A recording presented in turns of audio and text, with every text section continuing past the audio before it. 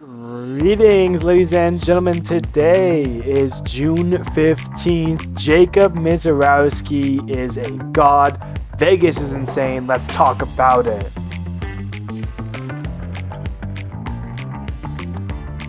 Hello, everybody. My name is Steven. This is the middle of the order. How are we doing today, ladies and gentlemen? We are midway through the month of June, and the baseball scene just took a couple notches higher because both the NBA and NHL playoffs wrapped up over the course of the last 2 days here. The New York Knicks are your NBA champions. The Carolina Hurricanes are your NHL champions. So that's pretty cool. Congrats to both those teams and fan bases. Very cool moment for that.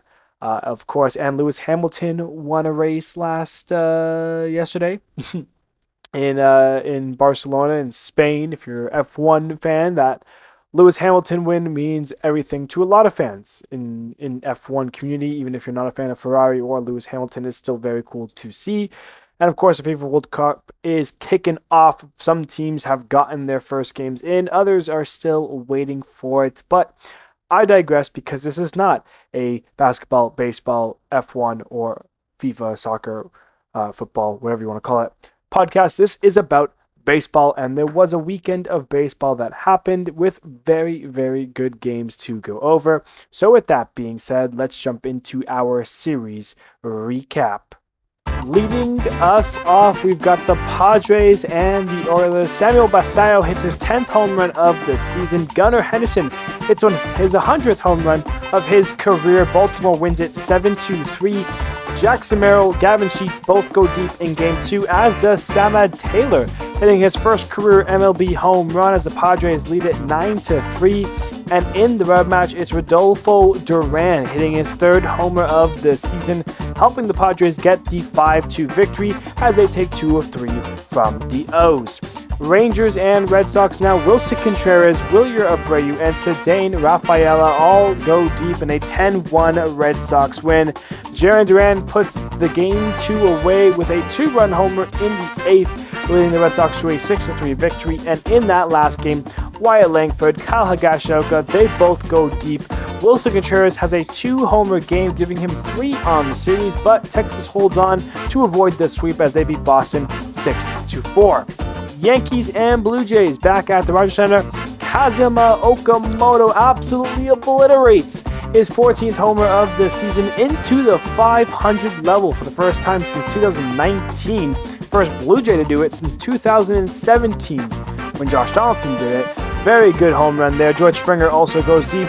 Alejandro Kirk back off the IL for the first time since the start of April. He gets 3 hits and 2 RBIs in his first game back as the Blue Jays win it 8-5.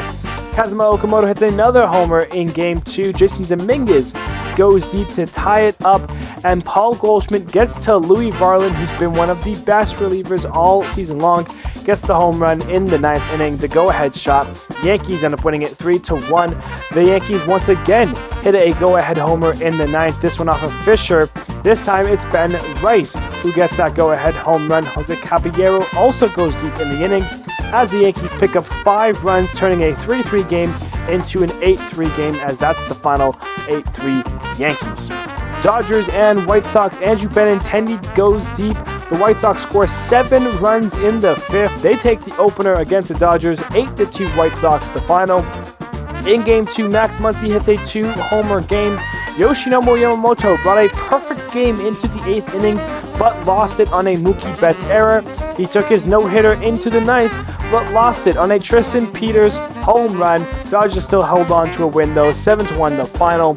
And in their match, Sam Antonacci, Colson Montgomery, Chase Mydroff all go deep. The White Sox win back-to-back series versus the Braves and Dodgers. They've won 8 straight home series. 6-4 White Sox, they beat the Dodgers. Cardinals and Twins. Byron Buxton, Cody Clemens, Royce Lewis, and Brooks Lee all go deep for the Twins. Royce Lewis and Brooks Lee's homers came in the 8th inning. Lewis's tied it. Lee gave them the lead. The Twins hold on to a 9-8 victory. In Game 2, Ivan Herrera, a 2-homer game. Jordan Walker continues to blast home runs. as does Blaze Jordan, who hits his first career MLB home run. Cardinals win it 9-6, and in the rub match, Alec Burleson, JJ Weatherholt, they go deep for the Cardinals. Victor Carantini homers for the Twins, who came back from down 2, scoring late runs in a 5-4 Twins victory. Tigers and Guardians now. James Outman, Spencer Torkelson both go deep for the Tigers with solo shot home runs, which is not enough as the Guardians had a lead. 3-2 the final. They take the opener. Game 2, it's Skubal, who struggles in his first outing back, giving up a 2-run home run to Daniel Schneemann, which ends up being the difference in a 3-1 Guardians win. And the last game ends up being rained out and moved to September 4th. So as it stands now, the Guardians get the 2-game mini sweep over the Tigers. Astros and Royals. The Astros score 9 runs in the first, including 2 home runs from Yordan Alvarez alone in the inning, one of which a grand slam. He's the first Astro to hit 2 homers in the same inning since Jeff Bagwell. Christian Walker also went deep in that inning.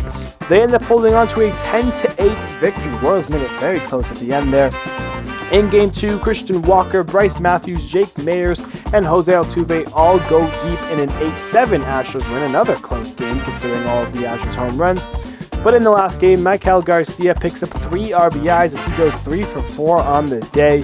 4-0 Royals. They avoid the sweep there.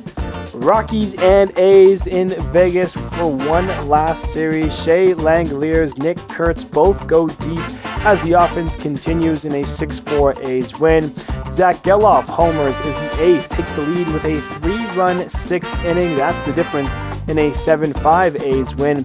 But the Rockies would go insane in the last game, scoring in 6 of 9 innings, getting a 6-run frame, a 5-run frame, a 4-run frame, 2 3-run frames, as well as a 2-run frame. They totaled for 6 home runs, 2 from Hunter Goodman, 2 for Willie Castro, including a grand slam. Troy Johnston and TJ Rumfield go deep as well. 23-9 Rockies. Yes, 23 is the magic number there. Rays and Angels now. Trey Mancini picks up a 2 RBI triple early, helping the Angels to a 4-3 victory in the opener. Jose Siri hits his 3rd homer of the season to start a 4-run inning right after the Angels had a 3-run inning as they hold on to an 8-0 lead in Game 2. But in the last game, it's homers for Ben Williamson, Junior Caminero, and Victor Mesa Jr. as those 3 Rays homers help them to an 8-3 victory to avoid the sweep. Mariners and Nationals now. Colt Emerson, Dominic Canzone, Josh Naylor all go deep in a 10-2 Mariners victory.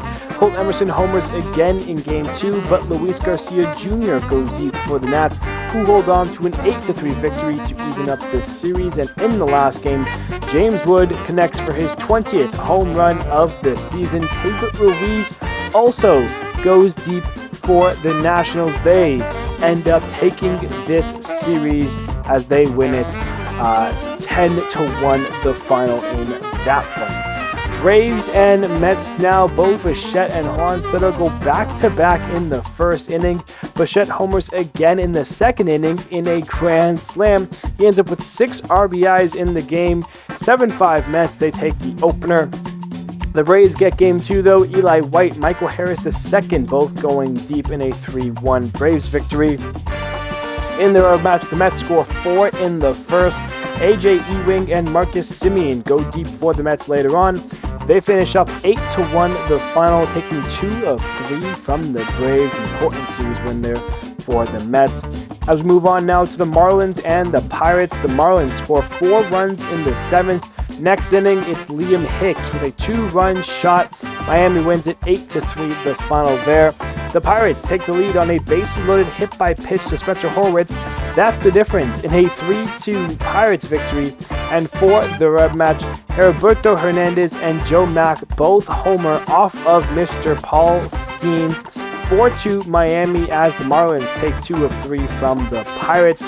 The Phillies and the Brewers now, 2 very good teams. This was a great series. Jake Bauers hits a 3-run home run in Game 1. Jacob Misiorowski was near perfect in one of the most dominant pitching performances I've ever witnessed in my life. 6-0 Brewers, they take the opener. Garrett Mitchell homers in Game 2. Jackson Churio has a 2-homer game, but the Phillies score 5 in the 6th with a home run from JT Realmuto as they hold on to a close 9-8 victory. But in their match, the Brewers get to Christopher Sanchez. Jackson Churio, another home run. Blake Perkins hits his first home run of the season. It's a 3-run shot, a big win for the Brewers against Christopher Sanchez. 4-0 the final. They take this series there. D-backs and Reds now. Noelvi Marte hits his first home run of the season, but the D-backs break the tie with 3 runs in the 9th, with that being the difference in the opener. 5-2 the final, Arizona. In Game 2, tied in the 8th, Noelvi Marte hits a go-ahead home run, his second of the season. That's the difference in a 2-1 Reds win. And in the last game, Noelvi Marte does it again. He homers in all 3 games of this series. However, the D-backs had 3 homers of their own from Tommy Troy, Geraldo Perdomo, and Gabriel Moreno, as that leads the Diamondbacks to a 5-3 victory and the series over the Reds here. Lastly, we have the Cubs and the Giants. Michael Busch hits a clutch 3-run home run to help the Cubs in a 5-1 victory. In Game 2, PCA, Ian Happ, they both go deep, as does Pedro Ramirez for the Cubs, who hits his first career MLB home run. 6-1 the final there. They looked for the sweep, but ran into Mr. Logan Webb, who shuts down the Cubbies. Matt Chapman goes deep. It's 5-1 Giants. They avoid the sweep with the win. And that's your series recap. All right, let's get into the game of the weekend. And when a team scores 23 runs, it's hard to say that this was not the game of the weekend, but it's going to be a long recap here. And it starts in the top of the first. We are in Vegas for the last of the 6 games that we got to play here. The Athletics got to play. Hunter Goodman hits his 19th homer of the season. A 2-run shot gets the Rockies out and early. But the A's dropped 4 runs in the first. They took the lead. Tyler Soderstrom, a RBI double. Carlos Cortez gets a 2 RBI single. And then Max Muncy, a sac fly. It's 4-2 Athletics. Top 2, though, Troy Johnston, a RBI groundout. Willie Castro then hits a 2-run homer, his 4th of the season. And all of a sudden, the Rockies are back out in front. It's 5-4. Bottom 2, Nick Kurtz doubles. It's 5-5 after 2 already. Insane. We go to the 4th now. Kyle Karros is there with the RBI double to get the Rockies the lead. And then Troy Johnston connects for his 3rd of the season. A 2-run shot makes it 8-5 Rockies. In the bottom of the 4th, the A's get one back. Nick Kurtz with the ground out as Jeff McNeil comes in to score. 8-6 is the score after 4. Top 5, this is a big one. Hunter Goodman starts it off with a solo shot, his 20th homer of the season. Rockies 9-6. Kyle Karros then an RBI single makes it 10-6. Troy Johnston an RBI double makes it 11-6. Then you get a sac fly from Braxton Fulford to make it 12-6. Willie Castro then picks up an RBI single, making it 13-6. And then Tyler Freeman with the RBI triple makes it 14-6 as the Rockies score 6 in the 5th to go from 8-6 to 14-6. Bottom 5, Max Muncy now with a 2-run shot, his 3rd of the season, cuts the lead 2-6 as it's now 14-8. But that would only last until the top of the 7th, where it was going to be a challenge on the field that Tyler Freeman ends up grounding out, but a run does come in to score to make it 15-8. Then TJ Rumfield picks up his 2nd triple of the game. I believe it was his triple that happened earlier. No, it was Tyler Freeman's triple, my bad. TJ Rumfield picks up his own RBI triple, though. It's 16-8. Then Hunter Goodman picks up another RBI. He doubles one down the line to make it 17-8 before Ezekiel Tovar jumps in on the mix with an RBI double for himself. 18-8. The Rockies have a 10-run lead, but they're not done there. Bottom 7, though, Tyler Soderstrom, he goes deep for the A's, his 12th of the season. It's 18-9. Work to be done for the Athletics, but it gets even higher as the Rockies score 5 more in the 8th, including, of course, the grand slam from Willie Castro, his second homer of the game, his 5th on the season, makes it 22-9. And for the cherry on top, TJ Rumfield, the 6th homer of the game for the Rockies, his 9th on the season, makes it 23-9. That was your final there. The Rockies avoid the sweep, but shout out some of these players here. Hunter Goodman, 5 for 6, 2 homers, 4 RBIs. Kyle Karros, 4 for 6, 2 RBIs. Troy Johnston, 2 for 5 with 3 runs and 4 RBIs. How about Willie Castro? Are you kidding me? He gets a great day, going 4 for 6 with 7 RBIs, 3 runs. He had that grand slam as well. I think his career high in RBIs before this game was 3 in a game. He ended up with 7. TJ Rumfield, he had 2 RBIs, 2 runs, 2 for 6 with a homer. We mentioned Kyle Karros. We mentioned some of these guys here.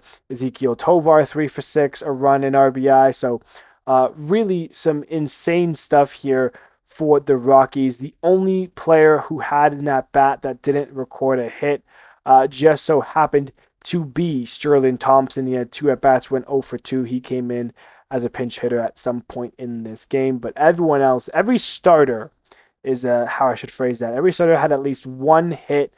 7 of the 9 had multiple hits. An unreal game for the Rockies here. And that brings us into some of the baseball news here. But in total, I want to talk about Vegas as a whole, because the Athletics just so happened to play this last week in Vegas. They took down, or they got to play against the Brewers and then the Rockies. And all this was at their AAA ballpark, which happens to be in Vegas. And you know, is it a sign for what's going to come when they officially make the move, when their stadium is ready? Who knows? But Vegas this week was unreal. You take a look at those 6 games, 3 against the Brewers and 3 against the Rockies. They ended up with 17 runs per game across the 6 games. Just so you know, league average right now is just under 9, and they averaged 17. They hit a total of 35 home runs, roughly 6 per game, basically. And in total across those 6 games, 147 hits, which is an average of 24 per game.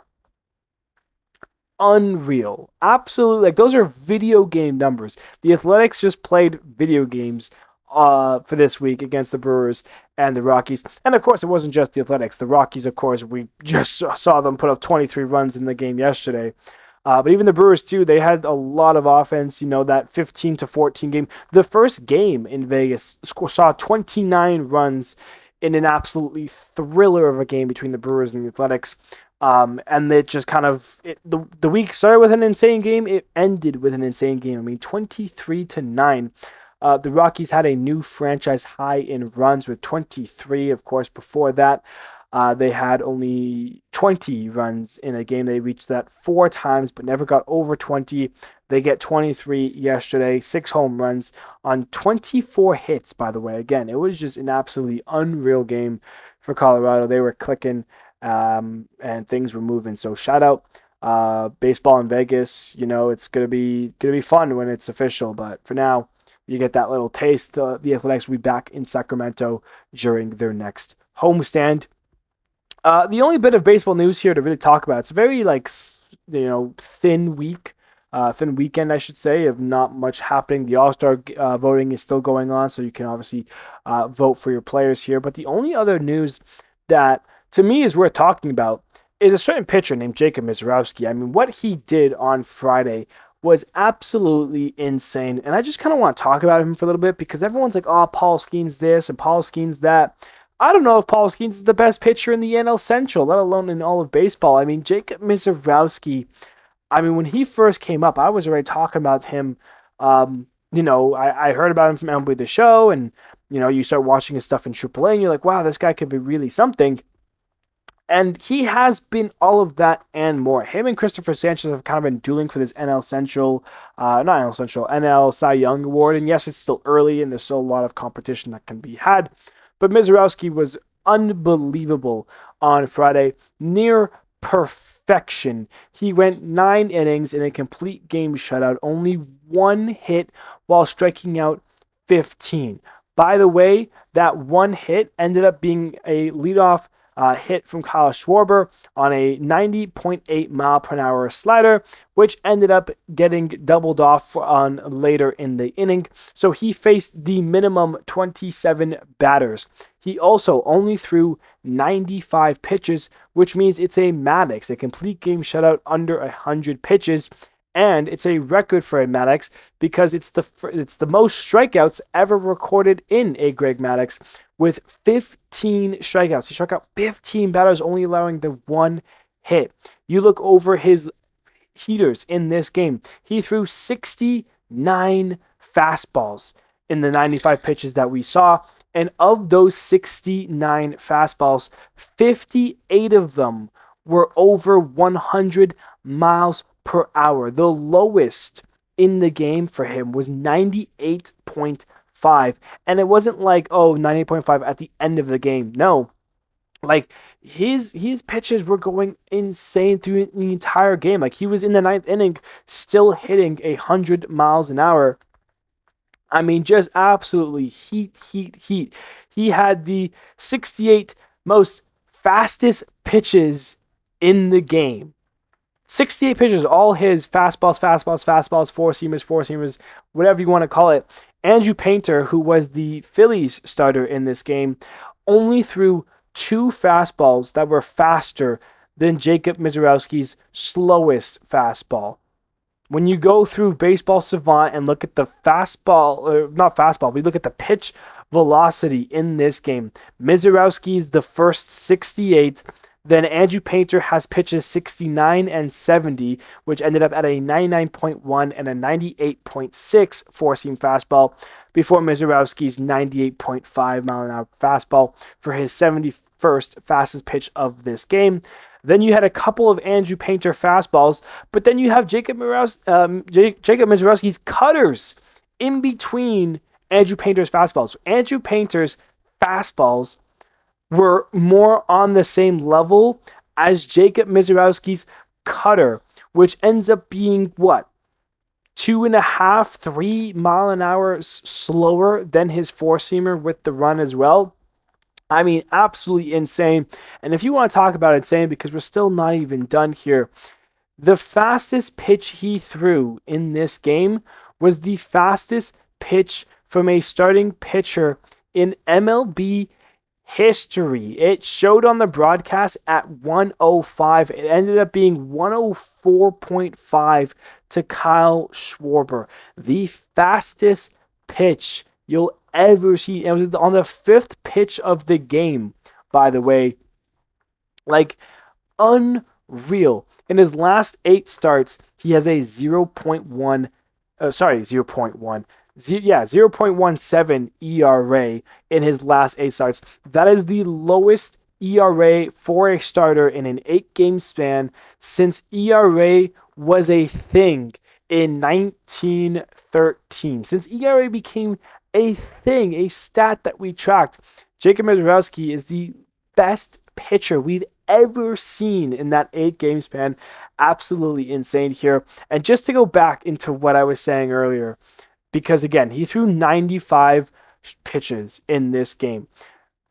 The 95th and final pitch of this game, which is a strikeout swinging from Justin Crawford, was the 12th fastest pitch of the game. So like I said, it wasn't just like, he started off the game, like throwing heaters and it just cooled off from there. Like, no, his pitches were just as fast at the end of the game, if not the beginning. I'm looking at his Baseball Savant right now. The first pitch of the game was 103.4.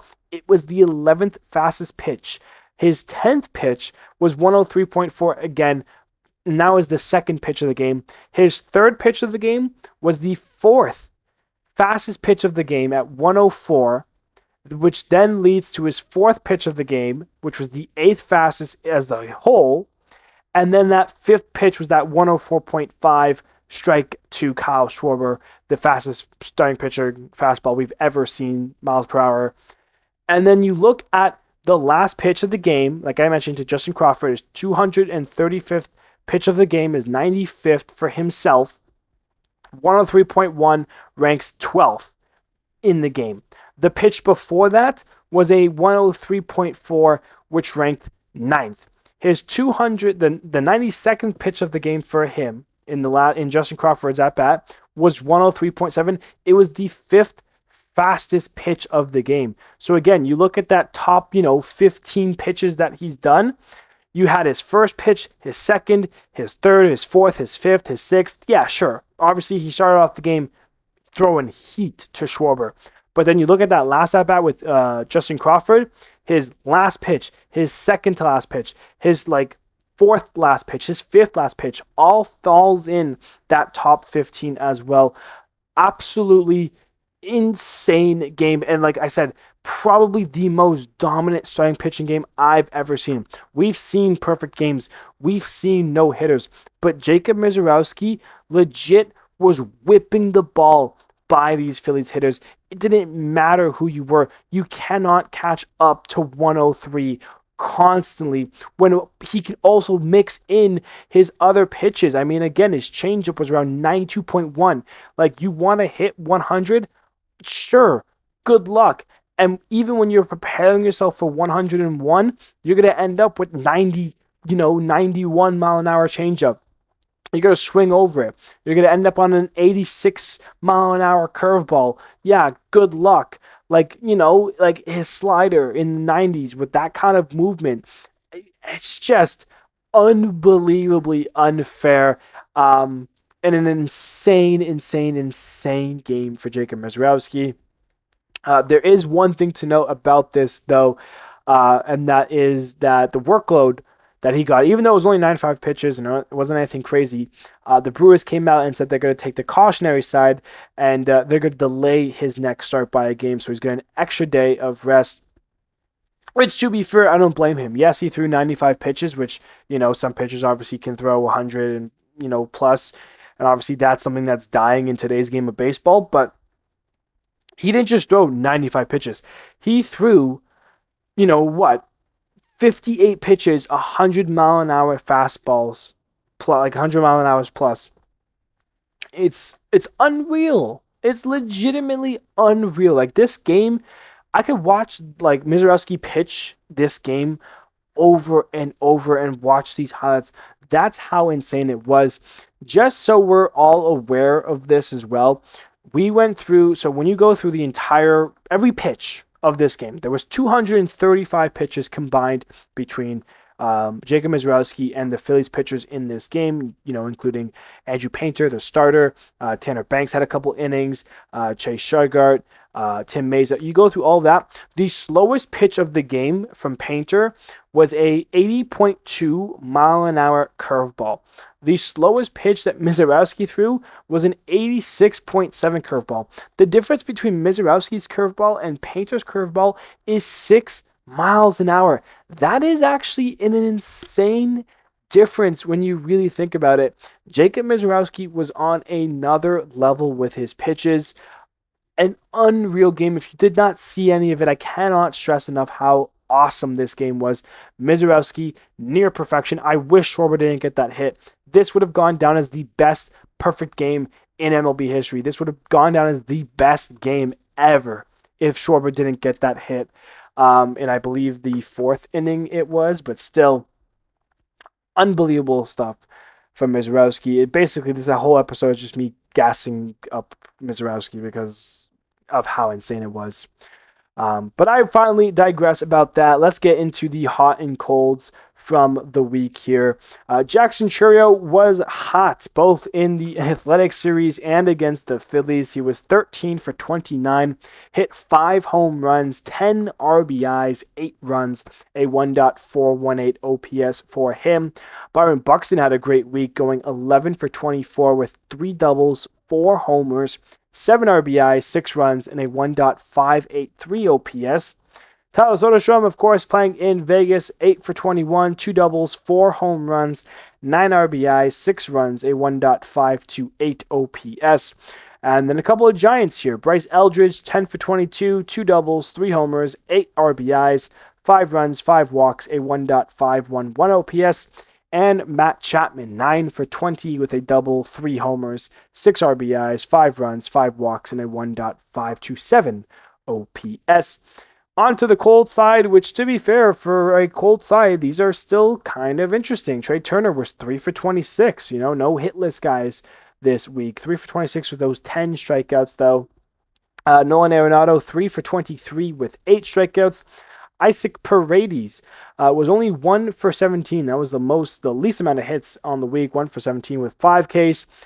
Colton Cowser, 2 for 21 with 7 strikeouts. And Ezekiel Duran was 5 for 26, but 12 strikeouts. Not a great week for those players, some of which are all-stars in the past and stars in general. So they got to turn things around here as we get into our injury updates from the weekend. And there was a decent list here. Blue Jays losing another player, Dalton Varsho, 10-day IL with wrist inflammation. Adolis Garcia, 10-day IL with a torn lat. He is questionable to return this season. His year might be done. As I mentioned on the last episode, Seth Lugo ends up on a 7-day IL with a concussion, which makes sense. He got hit on the head pretty hard. Miguel Andujar from the Padres, 10-day IL with a strained hamstring. Evan Carter, 10-day IL with a strained oblique. Trent Grisham, 10-day IL with a strained hamstring. Jack Flaherty on the 15-day IL with a strained peroneal. Spencer Strider, 15-day IL with elbow inflammation. Freddie Fermin for the Padres, 7-day IL with a concussion as well. Vinny Pasquantino will end up on the 10-day IL, a fractured left hamate. He is expected to miss 4 to 6 weeks. Big blow for the Guardians. They'll lose Jose Ramirez on the 10-day IL, also with a fractured left hamate. He, however, does not have a timetable for his return. Hopefully, it's not too long.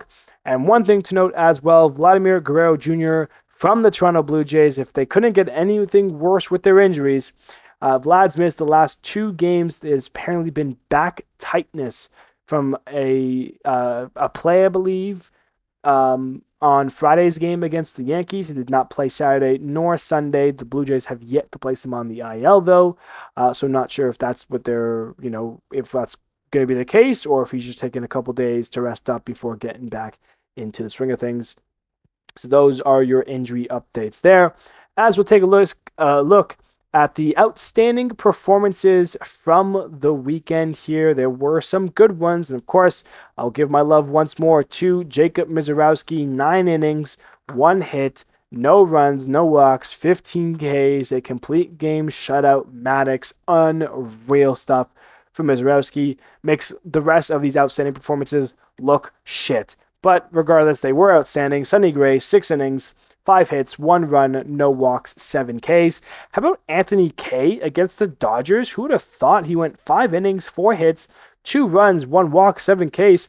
That's way better than I thought he was going to do. Tanner Bybee was really good. 7 innings, 2 hits, 2 runs, 2 walks, and 8 Ks. Those 2 hits just happened to be solo shot home runs. Bryce Miller, 8 innings, 4 hits, 2 runs, no walks, 7 Ks. Kevin Gausman put the work on the Yankees. 7 innings, 1 hit, 1 run, 2 walks, and 7 Ks. That 1 hit was a solo shot home run. Yoshinobu Yamamoto, 8 1/3 innings, 1 hit, 1 earned run, no walk, 7 Ks. And like Gausman and like Bybee, those hits are just solo shot home runs. If I had a nickel for every time Yamamoto gave up a home run to ruin his no-hitter in the 9th inning in the last year, I would have 2 nickels. On the bright side, though, the Dodgers did not lose that game in a heartbreaking walk-off fashion like they did to Baltimore last year. Michael Soroka, 7 innings, 2 hits, a run, no walks, 7 Ks. Stephen Kolek from the Royals, 7 1/3, 5 hits, no runs, a walk, and 4 Ks. How about Miles Mikolas? They had an opener, but he came in from the 2nd inning. He went 7 innings after that, allowing only 3 hits, no runs, no walks, while striking out 3. That's probably his best pitching performance in years. Who would have thought? Miles Mikolas with the Nationals there. Kyle Harrison outdueling Christopher Sanchez in a big way thanks to his Brewers offense. 6 innings, though, for him. 3 hits, no runs, no walks, and 3 Ks. Very similar to Nicholas Line, just with an inning less. Max Meyer for the Marlins, he continues to have a fantastic season. 6 innings, 6 hits, 1 run, 3 walks, and 9 Ks. Where would he be in the Cy Young voting if it would not be for the aliens known as Misiorowski, Sanchez, Paul Skeens, Yamamoto, Otani, etc. But Mayer's been very good. And Logan Webb's been really finding his own at the into this season here right now. 8 innings, 7 hits, no runs, no walks, while striking out 7. A big performance for him. Those were your outstanding performances from the weekend here. As we'll take a look now at our standings check to see where everyone is currently. In the AL East, the Yankees have taken back sole possession of the first place from the Rays.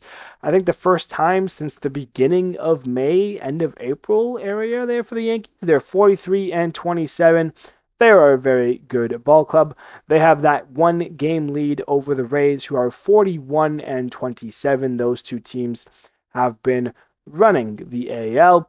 Blue Jays 34-38, trying to find a way back to 500, back into the wild card spot. They just keep taking 1 step forward, 2 steps back.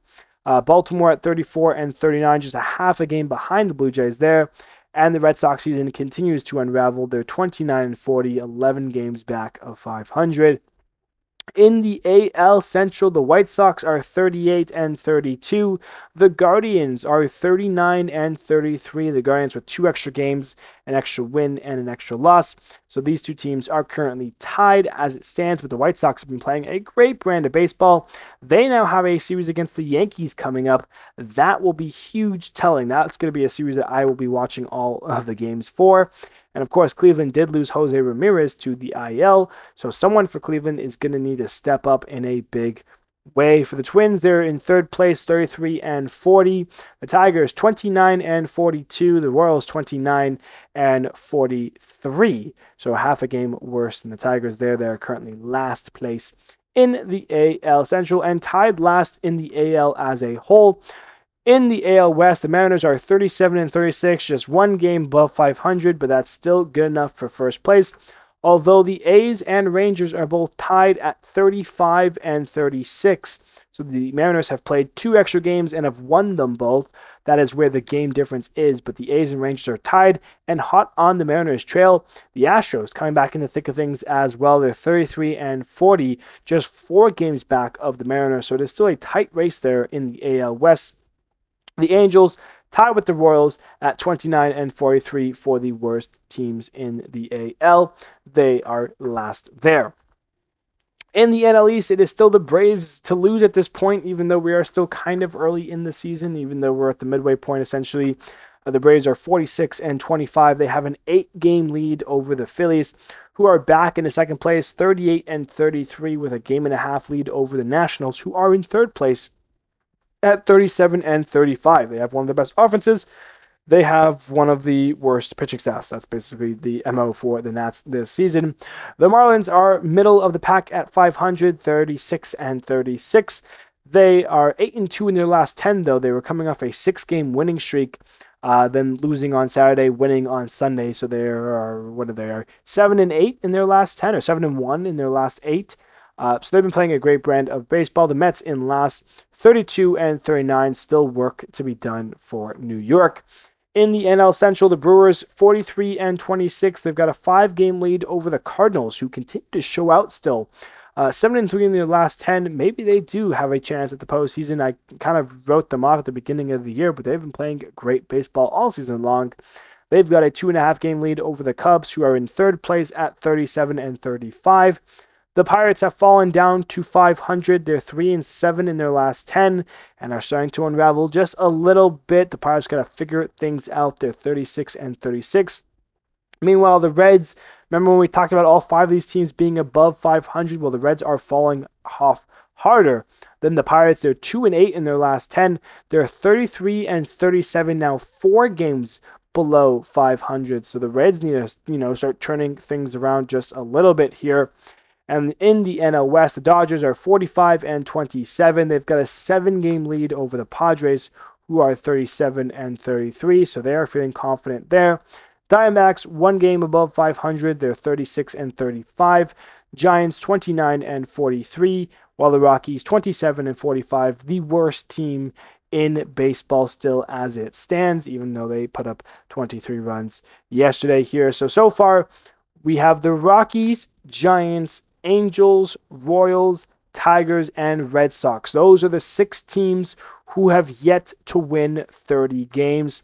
On the flip side, you have the Yankees, Rays, Braves, Brewers, and Dodgers. Those 5 teams are the only 5 teams to have won over 40 games. The Braves are still the best team in baseball, coming in at 46 and 25. They're 4 games away from 50 wins here on the season. Dodgers a 7-game lead over the Padres. Brewers a 5-game lead over the Cardinals, and the Braves an 8-game lead over the Phillies.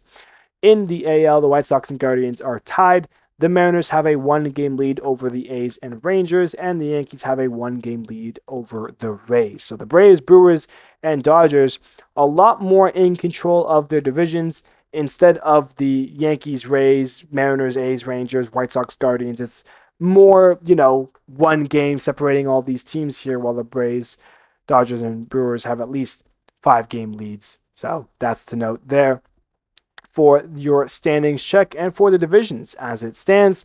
As we'll take a look at the upcoming series for the week, and there are some great series happening. The Blue Jays are in Boston to take on the Red Sox. As I mentioned, the White Sox are in New York to take on the Yankees. White Sox, please win. It's a very good series to watch, though. You've got Twins at Rangers, Tigers at Astros, Pirates at A's, Orioles at Mariners, Giants at Braves, Marlins at Phillies, Royals at Nationals, Mets at Reds, Guardians at Brewers, Padres at Cardinals, Rockies at Cubs, Angels at D-backs, and the Rays are in LA to take on the Dodgers. There are some good series there. Of course, I'll be watching White Sox and Yankees, as I will be watching some of the FIFA World Cup. But that is our episode here today, ladies and gentlemen. I hope you enjoyed our 10-minute segment on Jacob Misiorowski as a whole. But who wouldn't want to talk about this guy? He's probably one of my favorite players to watch in baseball right now. The Brewers are very, very, very lucky to have him. Let's see if they will actually hold on to him, or if they will end up trading him in 2 or 3 years for a huge prospect haul. Who knows? But that is how we wrap up today's episode. Again, ladies and gentlemen, thank you, buddy, so much. And I will see you on Friday.